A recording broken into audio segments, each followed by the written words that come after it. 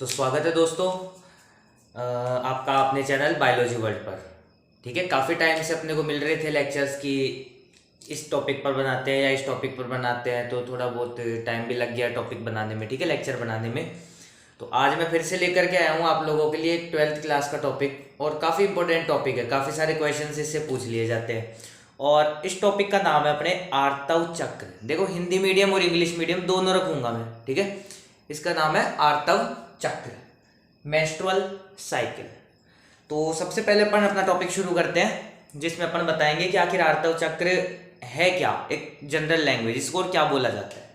तो देखो, आर्तव चक्र को बोला जाता है और रज चक्र, उसके अलावा इसको बोलते हैं मासिक धर्म, मासिक धर्म या रज चक्र भी इसको बोला जाता है, ठीक है। ये जो अवधि होती है इसकी, वो होती है 28 to 29 डेज, ठीक है। तो ये मतलब हर मंथ ये रहता है, इसलिए इसको बोला है मासिक धर्म, और जिसको अपन जनरल लैंग्वेज में बोलते हैं पीरियड्स। तो ये वही चीज है आर्तव चक्र, ठीक है। अपन इसके अंदर बोल देते हैं कि महिलाओं के अंदर, मतलब इन फीमेल्स, कब शुरू होता है ये इसकी शुरुआत होती है ड्यूरिंग प्यूबर्टी। प्यूबर्टी मतलब अराउंड 13 ईयर्स, ठीक है। जब वो 13 वर्ष की उम्र में होते हैं उस समय इसकी शुरुआत होती है, और तब इसे बोला जाता है, जो फर्स्ट टाइम मेंस्ट्रुअल साइकिल देखने को मिलता है उसको बोला जाता है मेनार्क, मेनार्क। और इसी को हिंदी में बोला जाता है रजो दर्शन, इसे हम बोलेंगे रजो दर्शन। वहीं अपन बोलते हैं कि एक लास्ट मेंस्ट्रुअल साइकिल कब आता है, तो लास्ट मेंस्ट्रुअल साइकिल है फीमेल के अंदर ड्यूरिंग द एज ऑफ 50, ठीक है। 50 वर्ष की उम्र के अंदर जो अंतिम मासिक चक्र आता है या आर्तव चक्र आता है, उसे बोला जाता है मेनोपॉज, मेनोपॉज। हिंदी में बोलते हैं रजो निवृत्ति, हिंदी में बोल देंगे अपन रजो निवृत्ति, ठीक है। दोबारा देखो इसको, आर्तव चक्र की जब अपन बात कर रहे हैं तो मेंस्ट्रुअल साइकिल इसको इंग्लिश टर्म दिया जाता है, इसे रज चक्र या मासिक धर्म भी बोला जाता है। वहीं मैं एक बात और ऐड कर देता हूं कि ये प्राइमेट्स में होता है, ठीक है, प्राइमेटा गण के जीवों में, जिसके अंदर आ जाता है कौन, बंदर, कपी या मानव, ठीक है। वहीं अपन बात करते हैं कुछ नॉन प्राइमेट, जैसे गाय, भैंस, बकरी वगैरह हो गई, तो उनमें आता है मध्य चक्र, जो कि अभी सिलेबस से हट चुका है। तो अपन अभी फिलहाल बात करेंगे जो अपने सिलेबस में दी हुई चीजें उनकी। उसके बाद बात करते हैं कि आर्तव चक्र की शुरुआत कब होती है, तो ये 13 वर्ष की उम्र में होती है महिलाओं में, जब प्यूबर्टी होती है, यौवनारंभ के समय, और इसे बोला जाता है मेनार्क। पहली बार जब आर्तव चक्र देखने को मिलता है उसे बोला जाता है मेनार्क। वहीं अंतिम ये होता है 50 वर्ष की उम्र में, जिसको बोला जाता है मेनोपॉज। तो लास्ट बार जब आर्तव चक्र दिखता है उसे बोला जाता है मेनोपॉज, ठीक है। ये बात हो जाती है अपने पास में जनरल पॉइंट्स। उसके बाद में अपन बात कर लेते हैं कि आर्तव चक्र बोलेंगे किसे, तो एक रजो चक्र से, एक रजोधर्म से अगले रजोधर्म, एक रजोधर्म से अगले रजोधर्म के बीच के जो घटनाएं होती है, जो जनन से संबंधित घटनाएं होती है, उन्हें बोला जाता है एक आर्तव चक्र, ठीक है। एक रजोधर्म से दूसरे, मतलब जस्ट नेक्स्ट वाले रजोधर्म के बीच में जितनी भी घटनाएं होंगी उनको बोला जाएगा क्या, एक आर्तव चक्र। तो अपन कह सकते हैं कि एक आर्तव चक्र जो होता है वो जननिक घटनाओं को बताता है, ठीक है। एनसीईआरटी ने लाइन दी है कि जननिक घटनाओं को इंगित करता है। तो ये बात आ जाती है अपने पास में अपने आर्तव चक्र के बारे में। अब अपन ने बोला कि इसकी अवधि कितनी होती है, 28 से 29 दिन, मतलब 28 से 29 दिन बाद में ये फिर से शुरू होगा।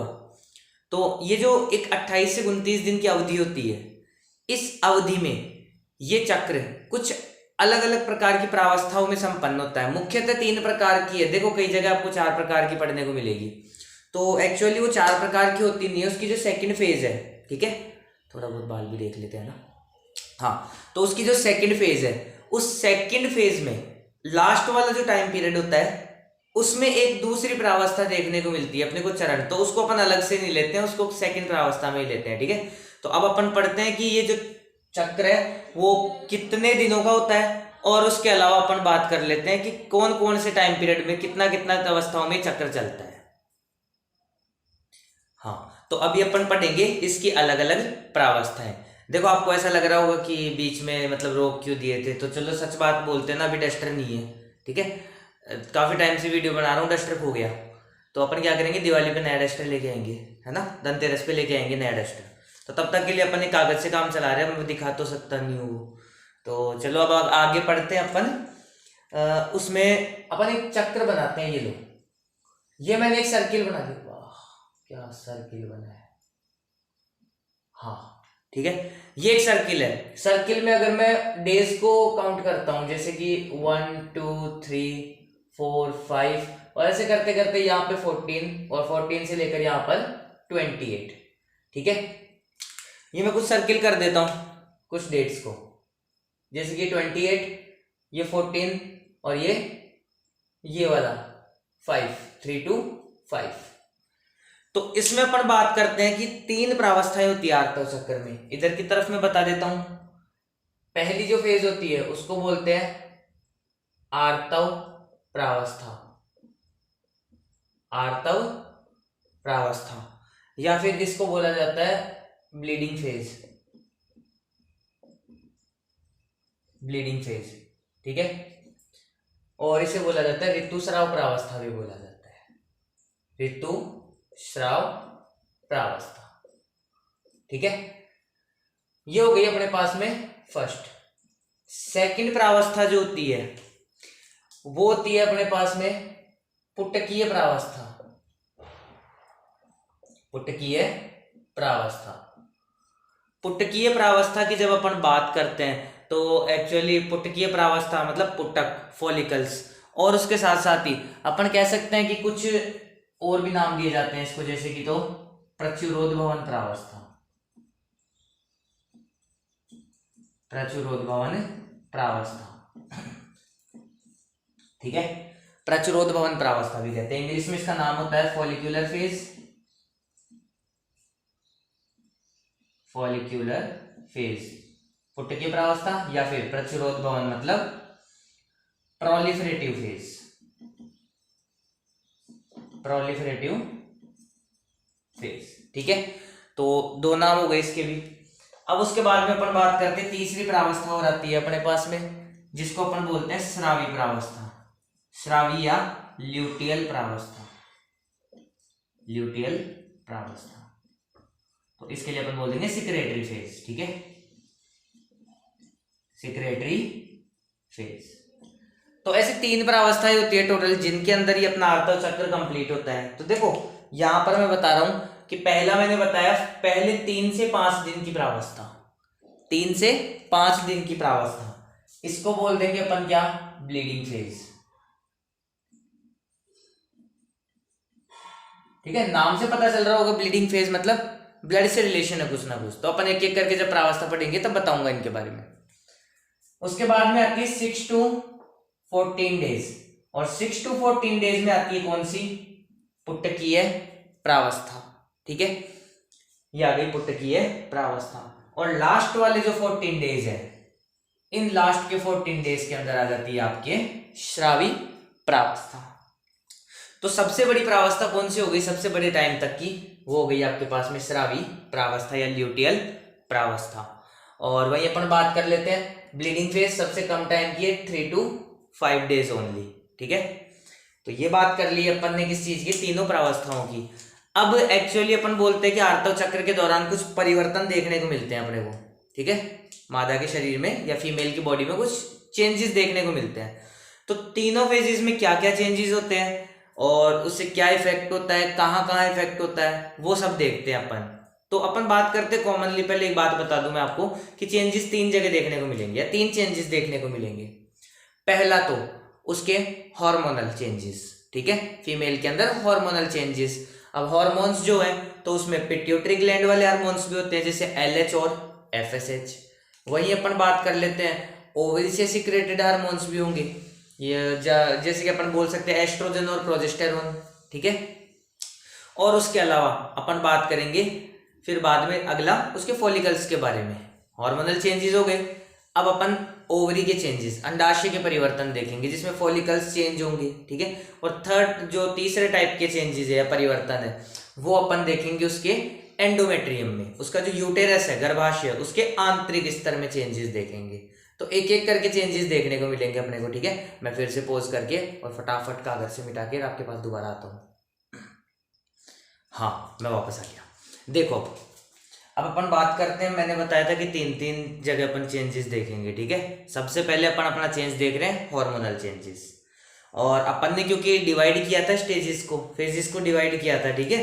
जैसे कि पहला फेज था अपने पास में कौन सा, ऋतुस्राव प्रावस्था, जिसको अपन ब्लीडिंग फेज बोल रहे थे, पहले 3 से 5 दिन तक का। तो ये देखो, ये मैंने यहाँ पे बता दिया, पहले 3 से 5 दिन तक, ठीक है, ये वाला फेज। इस फेज में आपको क्या क्या चेंजेस देखने को मिल रहे हैं, तो मैं डायरेक्ट नंबरिंग कर देता हूं, डायग्राम से अपन पूरा पढ़ेंगे, ठीक है। यहां से मैं नंबरिंग कर देता हूं। ये पहला नंबर का ब्लीडिंग फेज। अब ब्लीडिंग फेज में आपको देखने को मिलेगा कि यहां पर क्या है ना कि एस्ट्रोजन और प्रोजेस्टेरोन दोनों का क्या हो रहा है, अपने लोअर लेवल पे है। मतलब कि हार्मोनल चेंजेस में, अब मैं पिट्यूटरी की बात नहीं कर रहा हूँ, हार्मोनल चेंजेस कर रहा हूँ टोटल। तो एस्ट्रोजन और प्रोजेस्टेरोन दोनों अपने कैसे लेवल पे है, लोअर, निम्नतम स्तर पर है। इनके निगेटिव फीडबैक के कारण LH और FSH भी क्या रहेंगे, अपने लोअर लेवल पे रहेंगे, ठीक है। FSH और LH भी क्या रहेंगे, अपने लोअर लेवल, मतलब निम्नतम स्तर पर। चलो, हार्मोनल चेंजेस अपने को देखने को मिल गए। वहीं अपन बात कर लेंगे, एक चेंज मैं आपको बताता हूं कि यहां पर क्या होता है कि इनके नेगेटिव फीडबैक के कारण, एस्ट्रोजन और प्रोजेस्टेरोन के कारण, एक अदर हार्मोन लाइक सब्सटेंस जिसे प्रोस्टाग्लैंडिन्स बोलते हैं, प्रोस्टाग्लैंडिन्स सीक्रेट होते हैं, ठीक है, यूटेरस की एंडोमेट्रियम में। अब आपको बता दूं कि यूटेरस की एंडोमेट्रियम में जो प्रोस्टाग्लैंडिन सीक्रेट हो रहे हैं, इनका नेचर ऐसा होता है कि ये है ना, कॉन्ट्रैक्शन क्रिएट करते हैं, ठीक है, कॉन्ट्रैक्शंस क्रिएट करेंगे। अब ये कॉन्ट्रैक्शन क्रिएट कर रहे हैं, कॉन्ट्रैक्शन क्रिएट करने के कारण इनकी जो ब्लड वेसल्स है, कहाँ पे, एंडोमेट्रियम की ब्लड वेसल्स, वो कॉन्ट्रैक्ट हो जाएगी।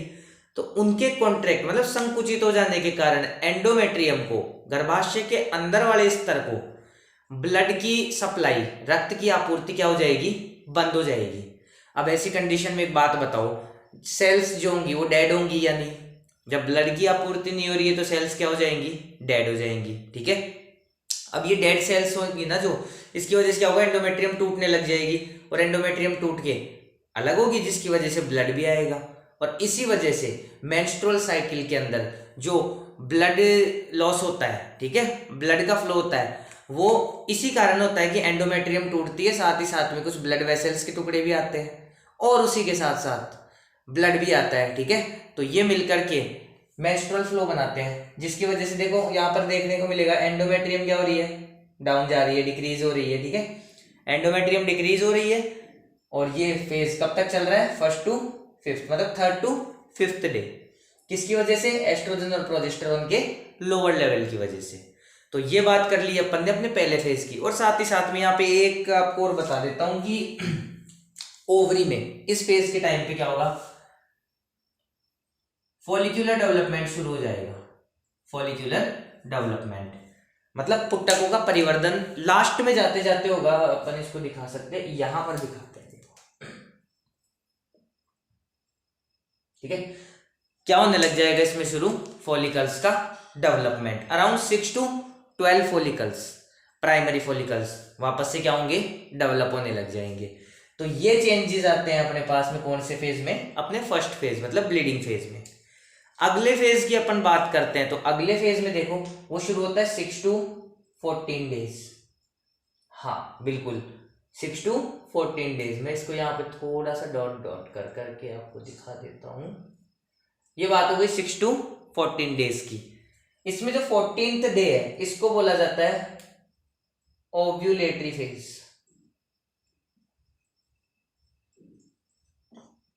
ओव्यूलेटरी फेज 14th डे की बात कर रहा हूं मैं। और एक्चुअली ये फेज कोई अलग से फेज नहीं होता, ये किस में आता है, अपने सेकंड वाले में, जिसका नाम था पुटकीय प्रावस्था।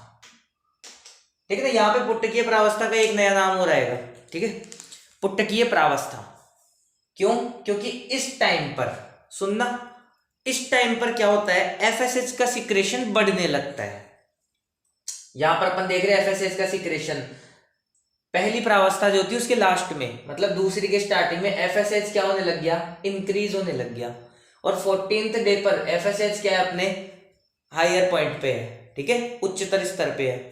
अब एफएसएच जब बढ़ने लगता है, पॉइंट्स को ध्यान से सुनना, एफएसएच बढ़ने लगता है तो आपको पता है कि एफएसएच हार्मोन पुट्टकों की परिवर्धन को प्रेरित करता है, फॉलिक्यूलर डेवलपमेंट। तो क्या मैं कह सकता हूं क्या कि एफएसएच जैसे जैसे डेवलप होगा वैसे वैसे यहां पर जो पुट्टक बन रहे हैं, फॉलिकल्स बन रहे हैं, वो भी आगे की तरफ बढ़ते जाएंगे। ये प्राइमरी फॉलिकल था, यहां से सेकेंडरी फॉलिकल आ जाएगा। सेकेंडरी से चलते चलते यहाँ पे लास्ट में जाकर के अपने को देखने को मिलेगा क्या, ग्राफियन फॉलिकल। ठीक है, यहां से अपने को क्या देखने को मिलेगा, ग्राफियन फॉलिकल, ग्राफियन पुट्टक बन जाएगा। क्यों बना? क्योंकि एफएसएच का जो लेवल था वो क्या हो गया, इंक्रीज। तो देखो मैं साइड में बताता हूं, एफएसएच का लेवल इंक्रीज हुआ जिसकी वजह से कौन बना, ग्राफियन फॉलिकल, जीएफ। हाँ, मतलब ग्राफियन फॉलिकल। ठीक है, सॉरी, तो ग्राफियन फॉलिकल बन गया। अब ये ग्राफियन फॉलिकल क्या करेगा, ग्राफियन फॉलिकल एस्ट्रोजन हार्मोन का सिक्रेशन करता है। ग्राफियन फॉलिकल ने क्या किया, एस्ट्रोजन का सिक्रेशन किया। तो ये देखो यहां पे एफएसएच की वजह से बन गया कौन, ग्राफियन फॉलिकल। ग्राफियन फॉलिकल ने किया एस्ट्रोजन का सिक्रेशन। तो देखो एस्ट्रोजन का सिक्रेशन होने लग गया और एस्ट्रोजन कहां पर चला गया, अपने पीक पॉइंट पर। 14th डे कहां पे गया, अपने पीक पॉइंट पर चला गया, सबसे ऊपर की तरफ चला गया, ये गया। ठीक है, अब यहां पर क्या होगा, एस्ट्रोजन जैसे ही बढ़ गया तो एस्ट्रोजन क्या करेगा, एस्ट्रोजन बोलेगा किसको, हाइपोथैलेमस को, कि मैं और ज्यादा सिक्रेट हो रहा हूं, तू एलएच का सिक्रेशन कर। तो एस्ट्रोजन के पॉजिटिव फीडबैक के कारण किसका सिक्रेशन होगा, एलएच का।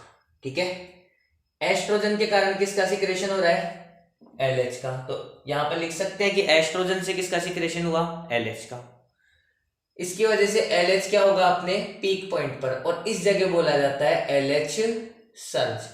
जब एलएच अपने पीक पॉइंट पर होता है तो उस कंडीशन को बोला जाता है एलएच सर्ज। और ये एलएच सर्ज, ध्यान रखना, ये एलएच सर्ज इस ग्राफियन फॉलिकल से किसको रिलीज करवाएगा, सेकेंडरी oocyte। देखो एनसीईआरटी ने इसका नाम दिया है अंडाणु, ओवम, बट एक्चुअली वो सेकेंडरी oocyte होती है। ठीक है, तो ये किसको रिलीज करेगा, सेकेंडरी oocyte को। रिलीज हो गई सेकेंडरी oocyte, तो सेकेंडरी oocyte रिलीज होने में डायरेक्ट कौन इंक्लूड हुआ, एलएच। ठीक है, एलएच हार्मोन इंक्लूड हुआ। ठीक है, अब यहां पर ये हो गया अपने पास में फॉलिक्यूलर भी स्टेज देख लिया अपन ने। एस्ट्रोजन और प्रोजेस्टेरोन अपने लोअर लेवल पे ही रहेगा। ठीक है, अभी तक लोअर पे रहेगा। एफएसएच का इंक्रीज हो गया जिससे ग्राफियन फॉलिकल बन गई। ग्राफियन फॉलिकल से एस्ट्रोजन का सिक्रेशन हुआ, एस्ट्रोजन के सिक्रेशन से एलएच का सिक्रेशन हुआ, और एलएच की वजह से सेकेंडरी oocyte रिलीज हुई। और सेकेंडरी oocyte रिलीज होने को ही कहा जाता है ओव्यूलेशन। ठीक है, अंडोत्सर्ग, अंडे का उत्सर्ग। तो इसे कहा जाता है, क्योंकि 14th डे होता है आर्तव चक्र के मध्य में, middle in the menstrual cycle, जो कि 14th डे होता है, तो इसको बोला जाता है ओव्यूलेटरी पीरियड। ठीक है, 14th डे को बोलते हैं ओव्यूलेटरी पीरियड। अब अपन बात करते हैं, देखो एस्ट्रोजन और प्रोजेस्टेरोन की भी एक छोटी सी बात बता दूं कि एस्ट्रोजन तो क्या करता है, जो एंडोमेट्रियम होती है उसकी मोटाई को बढ़ाता है, थिकनेस को इंक्रीज करता है। वहीं जो प्रोजेस्टेरोन होता है वो मायोमेट्रियम में जो कॉन्ट्रैक्शन होते हैं उनको क्या करता है, रोकता है। ठीक है, इनहिबिट करता है उन कॉन्ट्रैक्शंस को, तो प्रेगनेंसी को बनाए रखता है। ठीक है, अब एंडोमेट्रियम, जैसे जैसे एंडोमेट्रियम का लेवल बढ़ रहा है तो आप यहाँ पे देख सकते हो एस्ट्रोजन बढ़ने पर, सॉरी पहले मैंने उल्टा बोल दिया, जैसे जैसे आप देख रहे हो एस्ट्रोजन का लेवल बढ़ रहा है, इंक्रीज हो रहा है, वैसे वैसे एंडोमेट्रियम की भी थिकनेस जो है बढ़ती जा रही है। अब एंडोमेट्रियम की थिकनेस बढ़ेगी तो अब ब्लीडिंग होगी क्या, नहीं, वो तो एंडोमेट्रियम टूटने पर हो रही थी।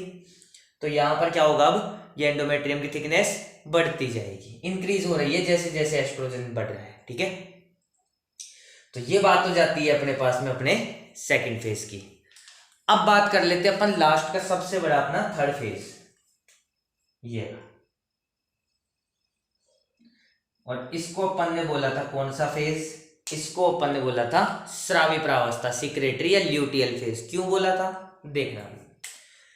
अब क्या होगा, जैसे ही ग्राफियन फॉलिकल एग रिलीज कर दिया, ग्राफियन फॉलिकल ने क्या किया, एग रिलीज किया, तो अब क्या होगा ना, बचा हुआ जो फॉलिकल है वो किस में चेंज हो जाएगा, ये चेंज हो जाएगा एक येलो कलर की बॉडी में। ठीक है, एक येलो बॉडी में चेंज हो जाएगा जिसको बोलते हैं कार्पस ल्यूटियम। इसको बोलेंगे क्या, कार्पस ल्यूटियम। अब ये कार्पस ल्यूटियम जो है वो सिक्रेट करेगी किसको, एस्ट्रोजन और प्रोजेस्टेरॉन दोनों को। यहां पर देखो, जैसे ही कार्पस ल्यूटियम बन गई तो आपको देखने को मिलेगा प्रोजेस्टेरॉन का लेवल इंक्रीज हो गया और एस्ट्रोजन भी इंक्रीज्ड है। ठीक है, क्योंकि ये मेनली क्या करती है, प्रोजेस्टेरॉन का सिक्रेशन इंक्रीज करती है। एलएच और एफएसएच अपने लोअर लेवल पे आ जाएंगे वापस से। ठीक है, अब बात कर लेते हैं, यहां पर कार्पस ल्यूटियम बन गई तो एस्ट्रोजन भी इंक्रीज और प्रोजेस्टेरॉन भी इंक्रीज, और इनकी वजह से एंडोमेट्रियम भी क्या हो जाएगी, इंक्रीज। तो अपन कह सकते हैं कि देखो 22nd से 23rd डे, इस टाइम पर कार्पस ल्यूटियम भी वेल डेवलप्ड होगी और साथ ही साथ में एंडोमेट्रियम की थिकनेस भी सबसे ज्यादा होगी। ठीक है, इस टाइम पर क्या होगा, एंडोमेट्रियम की थिकनेस और कार्पस ल्यूटियम दोनों क्या होंगे, वेल डेवलप्ड। ठीक है, ये हार्मोनल रेगुलेशंस हो गए, कार्पस ल्यूटियम बन गई। अब यहां पर खेल शुरू होगा, जो एग रिलीज हुआ था, अब अगर ये एग फर्टिलाइज्ड हो गया, ठीक है, इस एग से स्पर्म जाके भिड़ गया, तो ऐसी कंडीशन में क्या होगा, कार्पस ल्यूटियम बनी रहेगी, क्योंकि प्रेगनेंसी हो गई तो कार्पस ल्यूटियम भी बनी रहेगी और लगातार कंटिन्यूअसली प्रोजेस्टेरॉन का सिक्रेशन करती रहेगी ताकि मायोमेट्रियम में कॉन्ट्रैक्शन ना हो और जो अबॉर्शन होता है वो भी ना हो।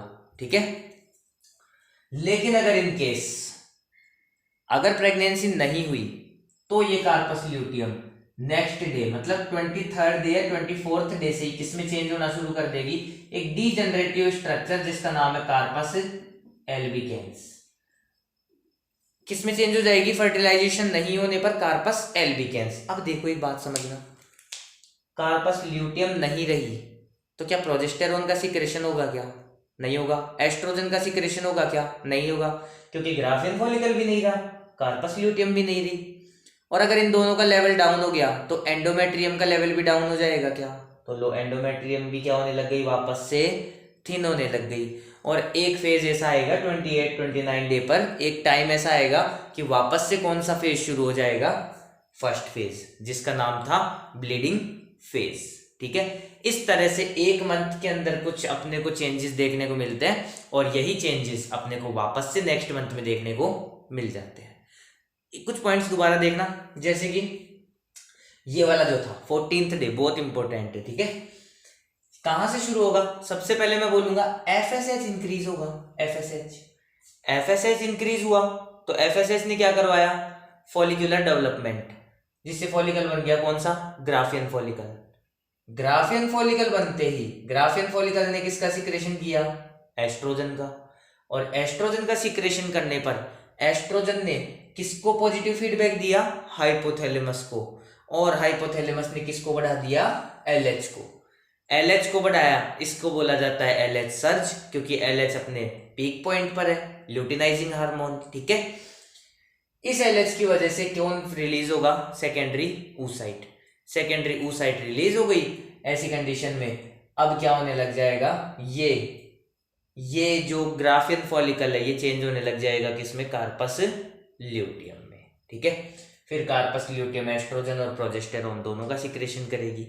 तो ये अभी मैं आपको एक हार्मोन वाला चार्ट बना के उसमें बता दूंगा। ठीक है, तो ये बात हो जाती है अपने पास में मेंस्ट्रुअल साइकिल की।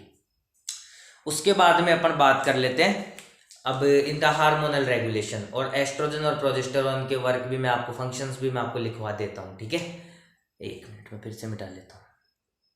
हाँ, तो देखो अभी मैं एक रेगुलेशन बता रहा हूँ आपको, हार्मोनल रेगुलेशन। इस हार्मोनल रेगुलेशन को पढ़ के एक बार फिर से आप थोड़ा सा पीछे करना, ठीक है, वीडियो को, और फिर वापस से जो मैंने आर्तव चक्र का डायग्राम समझाया है उसको फिर से समझना। सबसे पहले मैं बोलूंगा कि hypothalamus, hypothalamus gonadotrophin releasing hormone secrete करेगा, जिनको बोलते हैं GnRH। ये काम करेगा किस पे? अग्र पीयूष ग्रंथि, अग्र पीयूष पर, एंटीरियर पिट्यूटरी ग्लैंड, ठीक है, एंटीरियर पिट्यूटरी ग्लैंड पे वर्क करेगा। अब एंटीरियर पिट्यूटरी ग्लैंड से सबसे पहले क्या होगा? सिक्रेशन होगा किसका? FSH का। लो पहले इसने किसका कर दिया? FSH। FSH का सिक्रेशन होने पर फॉलिकल्स का डेवलपमेंट होगा, ठीक है, और फॉलिकल्स किस में बदल जाएंगे? Graafian follicle. किस में बदल गया? ग्राफियन फॉलिकल, मतलब ग्राफियन पुट्टक में बदल गया। अब ये ग्राफियन पुट्टक किसका सिक्रेशन करेगा? एस्ट्रोजन। तो याद है 14th डे वाले दिन अभी मैंने थोड़ी देर पहले बताया था कि FSH से ग्राफियन पुट्टक बनेगा और ग्राफियन फॉलिकल या पुट्टक जो है वो एस्ट्रोजन का सिक्रेशन। अब एस्ट्रोजन क्या करेगा? पॉजिटिव फीडबैक, मतलब इंक्रीज होने का फीडबैक देगा। लो इसने क्या किया? या तो ये डायरेक्ट हाइपोथैलेमस को देगा या फिर एंटीरियर पिट्यूटरी पे देगा पॉजिटिव फीडबैक। और ये पॉजिटिव फीडबैक क्या करेगा? ये पॉजिटिव फीडबैक स्टिमुलेट करेगा किसको? LH के सिक्रेशन को। तो लो मैंने दे दिया। अब किसका सिक्रेशन हो जाएगा? LH का। LH का सिक्रेशन होगा तो क्या हो रहा था? LH surge. और LH सर्ज क्या करवा रहा था? सेकेंडरी oocyte को रिलीज। अब यहां पर ग्राफियन फॉलिकल से कौन रिलीज हो जाएगा? Secondary oocyte। फिर ग्राफियन फॉलिकल किस में बदल जाता है?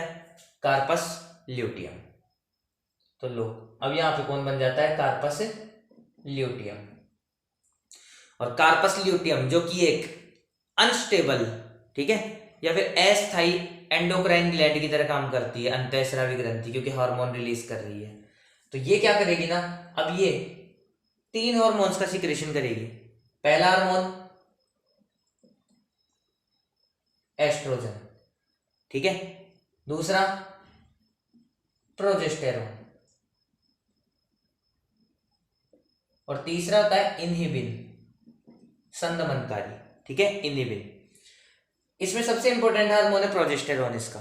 तो कार्पस ल्यूटियम अब क्या करेगी? प्रोजेस्टेरोन, एस्ट्रोजन और इनहिबिन का सिक्रेशन। अब देखो अगर प्रेगनेंसी हो गई तो ये दोनों का सिक्रेशन चलेगा, ठीक है, ड्यूरिंग प्रेगनेंसी।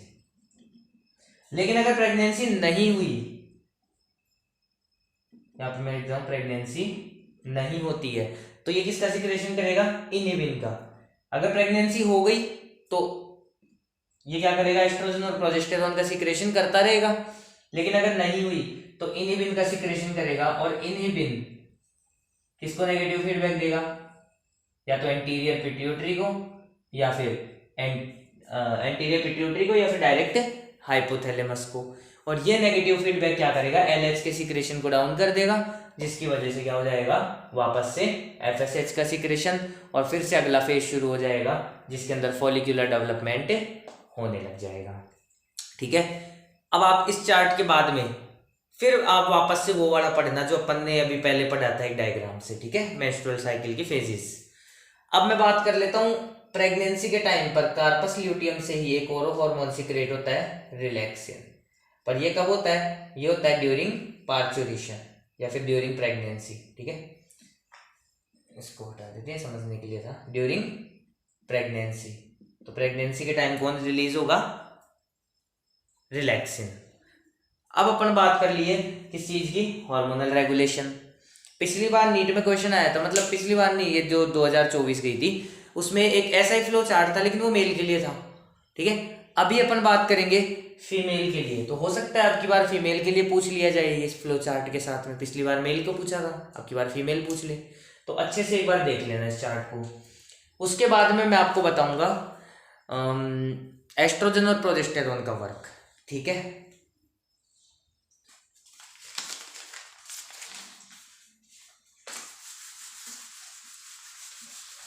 लगता है आपकी बार रिवील हो गया वेक्टर, है ना। दिवाली पे लाएंगे नया। अब मैं बात करता हूं एस्ट्रोजन और प्रोजेस्टेरॉन के वर्क। पहले मैं बोल दिया एस्ट्रोजन। एस्ट्रोजन क्या करेगा ना, इसका एक मेन फंक्शन है कि ये एंडोमेट्रियम की थिकनेस को बढ़ाएगा, एंडोमेट्रियम थिकनेस को इंक्रीज करेगा। ठीक है, तो जब एंडोमेट्रियम का लेवल लो रहेगा तब थिकनेस एंडोमेट्रियम की क्या, सॉरी, एस्ट्रोजन का लेवल लो रहेगा तब एंडोमेट्रियम की थिकनेस भी क्या रहेगी, लो। जब एस्ट्रोजन का लेवल हाई तो एंडोमेट्रियम भी थिक होगी। वही अब मैं बात कर लेता हूं प्रोजेस्टेरॉन की। प्रोजेस्टेरॉन के लिए जब अपन बात करते हैं तो प्रोजेस्टेरॉन हार्मोन जो होता है ये क्या करता है ना, इसको बोला जाता है anti abortion hormone, anti abortion या फिर प्रेगनेंसी हार्मोन।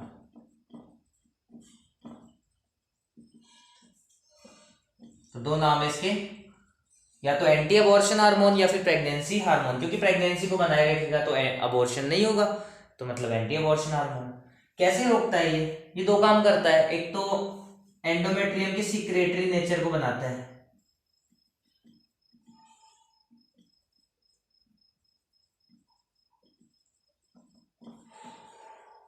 एंडोमेट्रियम के सिक्रेटरी नेचर को बना के रखता है। मतलब एंडोमेट्रियम से क्या होगा, कुछ सिक्रेशन होगा जो क्या करेगा, जो फिटस बना है या फिर अपन कैसे ब्लास्टोसिस्ट जो आई है, ठीक है, इम्प्लांटेशन के लिए, उसको चिपका लेगा। साथ ही साथ में क्या करेगा, इनहिबिट मायोमेट्रियम कॉन्ट्रैक्शन।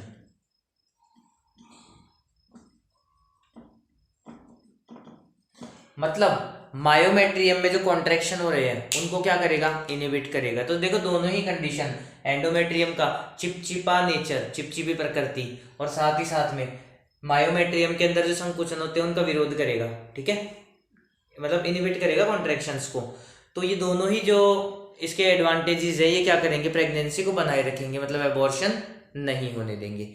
ठीक है, तो ये आज अपन ने पढ़ लिया मेंस्ट्रुअल साइकिल। तो कुछ बच्चे हैं जिनका शायद दिवाली बाद में टेस्ट लगेगा, तो एक बार रिवीजन कर लेना, ठीक है, ये टॉपिक से। और उसके अलावा कल और टॉपिक बनाएंगे अपन। तब तक के लिए थैंक यू। और हाँ, एग्जाम टाइम पास में तो दिवाली पे पटाखे वगैरह जो भी जलाओ तो आराम से जलाना, ठीक है। फायर क्रैकर्स की बात कर रहे हैं अपन, फिर बाद में अपन बात कर लेते हैं कि अगला जो टॉपिक रहेगा अपना वो भी इसी चैप्टर से बनाएंगे पहले, उसके बाद में फिर और कोई चैप्टर अपन स्टार्ट करेंगे, ठीक है। तो आई होप आपको चैप्टर या ये टॉपिक जो है वो समझ में आया। और अगर कोई क्वेश्चन हो, कोई क्वायरी हो, तो आप लोग कमेंट बॉक्स में पूछ सकते हैं। तब तक के लिए थैंक यू।